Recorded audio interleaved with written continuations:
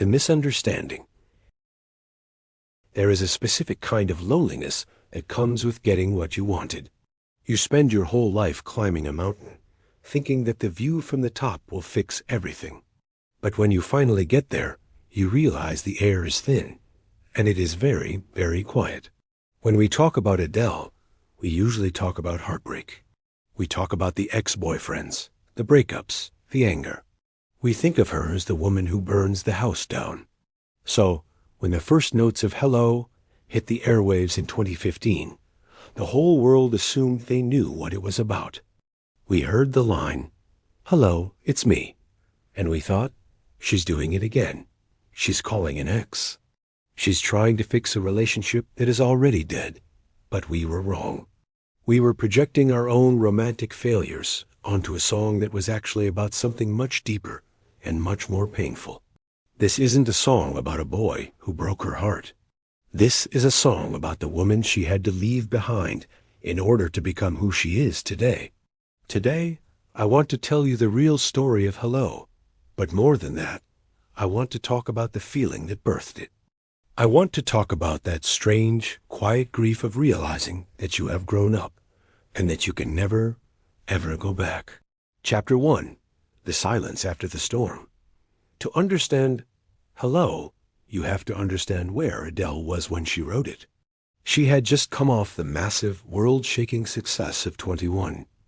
That album had defined an entire generation of breakups. It made her the most famous singer on the planet. And then she disappeared. For nearly 4 years, there was silence. She wasn't hiding. She was living. She fell in love. She had a baby. She entered a stable, happy relationship. For the first time in her life, she wasn't in crisis. She wasn't fighting with a lover. She wasn't drinking away her sorrows in a London pub. She was just an adult. And this terrified her. Adele has been very open about the writer's block she faced during this time. She tried to write songs about her new life, about being a mother, about being happy, but they felt boring. They didn't have that ache she was famous for. She started to worry that maybe her talent was tied to her misery. She worried that if she wasn't falling apart, she had nothing to say. This is a fear a lot of us have, isn't it? We worry that if we actually heal, we'll lose the edge that makes us interesting. She was approaching her mid-20s. She was turning 25. And for anyone who has crossed that threshold, you know it is a weird age. You aren't a kid anymore.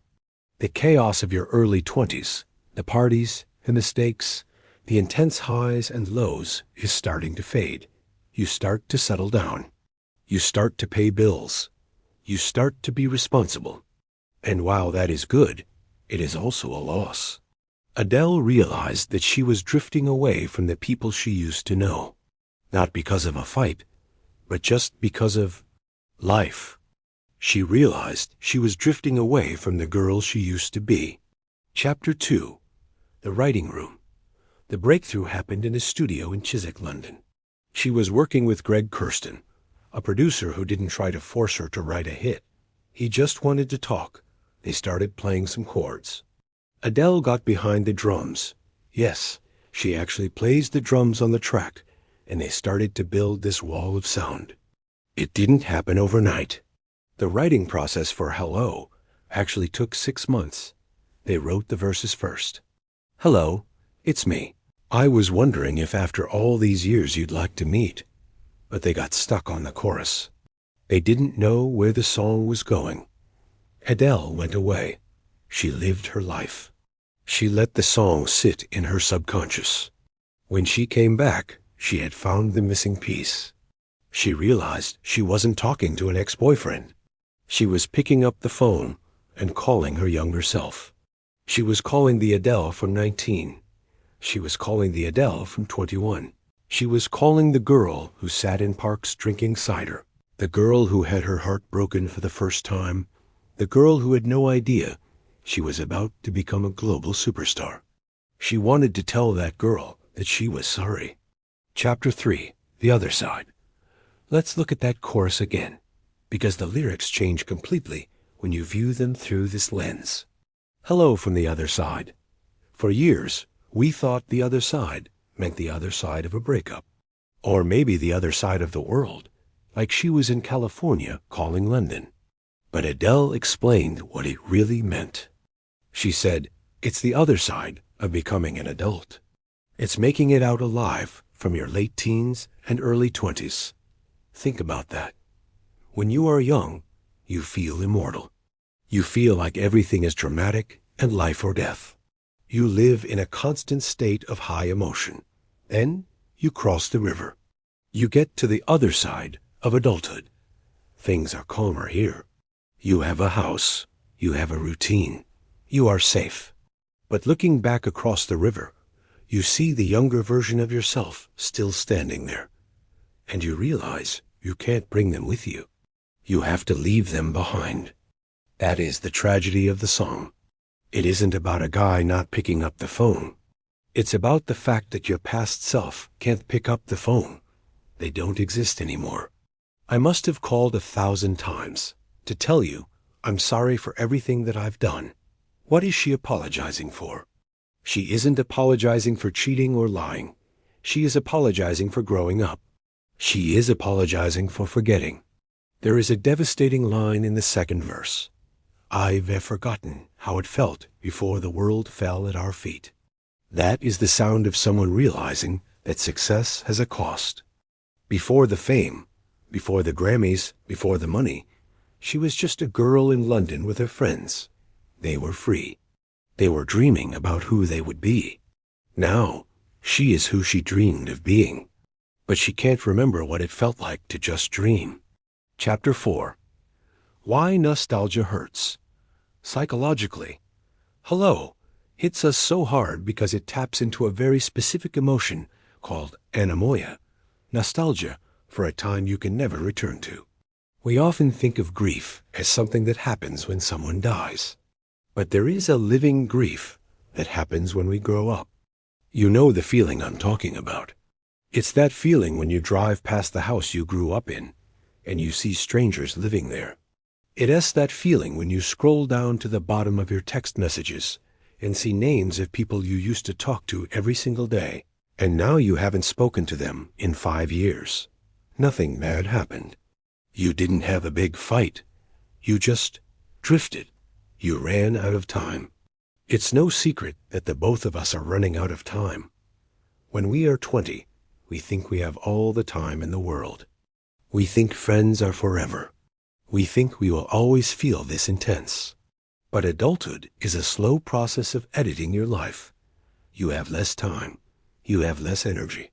You circle the wagons. And the people outside that circle, the friends from high school, the old flames, the distant cousins, they slowly fade into the background. Hello, is Adele trying to fight that fade. It is a desperate attempt to reach back into the past and say, I still care. I didn't mean to leave you behind. I just had to keep moving. Chapter 5. The Visual Language. This theme of looking back was perfectly captured in the music video. Do you remember it? It was the first music video ever filmed in IMAX cameras. It was massive. But the director, Xavier Dolan, made a very specific choice. He filmed it in sepia tone. It looks like an old photograph. It looks dusty. It looks like a memory. And then there's the flip phone. Everyone made jokes about the flip phone when the video came out. They said, Adele is rich. Why doesn't she have an iPhone? But the flip phone wasn't a mistake. It was a symbol. It was a relic from the past. It was the phone she would have used when she was a teenager. It was a physical connection to the era she was trying to reach. When she hangs up that phone at the end of the video, it's not just ending a call. It's accepting the silence. Chapter 6. The Apology. The album 25 was famously called her makeup record. If 21 was a breakup record, 25 was a makeup record. But she wasn't making up with a guy. She was making up with herself. This is something we all have to do eventually. We spend so much of our youth beating ourselves up. We hate our bodies. We hate our awkwardness. We regret the stupid things we said at parties. We cringe at our mistakes. We carry this bag of rocks around, full of all the ways we weren't good enough. Hello is the moment you put the bag down. It's the moment you look at your younger self, that cringy, messy, emotional, imperfect person, and you stop judging them. You realize that they were doing the best they could with what they knew at the time. Adele sings, "It's so typical of me to talk about myself. I'm sorry." That line is so human. It acknowledges that she is still messy. She is still self-absorbed. She hasn't figured it all out just because she's an adult, but she is trying. Chapter 7. A Universal Feeling. When the song was released, it broke every record in the book. It was the first song to sell 1 million digital copies in a week. The video got over 27 million views in 24 hours. Why? It wasn't just the voice. It wasn't just the hype. It was because everyone, everywhere, has a town where nothing ever happened. We all have a version of ourselves that is trapped in amber. Maybe for you, it's the version of you that existed in college. Or the version of you before you became a parent. Or the version of you before you got that corporate job. You look in the mirror now, and you see someone successful. You see someone stable. You see someone who made it to the other side. But sometimes, late at night, when the house is quiet, you miss the chaos. You miss the feeling of not knowing what was going to happen next. You miss the intensity of feeling things for the first time. And you wish, just for 5 minutes, you could pick up the phone and hear that version of yourself on the line. You want to ask them, "Did I do this right? Are you proud of who we became?" But the line is dead. And that is what hello is. It is a voicemail left for a ghost. A question for you. This song forces us to look in the rearview mirror, and I want to leave you with a thought to carry with you today. We spend a lot of time missing people we've lost: friends, partners, family. But I want to ask you about the person you used to be. If you could pick up that flip phone right now and call a younger version of yourself, which version would you call?